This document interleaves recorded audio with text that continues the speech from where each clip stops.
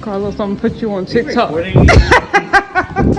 No, I'm putting some of the tire in the tape because I had like some of the wires that were showing a little bit, and like all the way in the corner, so you can kind of see them. So I'm trying to hide them because I'm making a new carpet inlay for the trunk.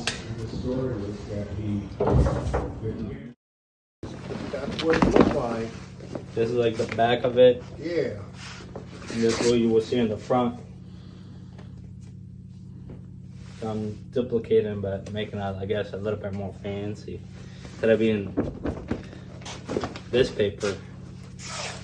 Yeah, see, that's like... We're using the vinyl to get it a little bit more thicker. That's a reproduction of the original.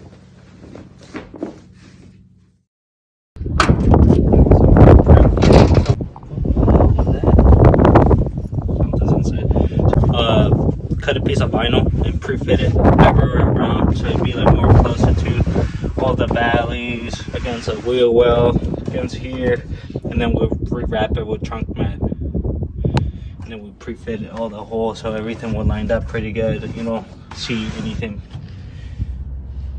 underneath. Pretty much kind of like a big floor mat for the trunk.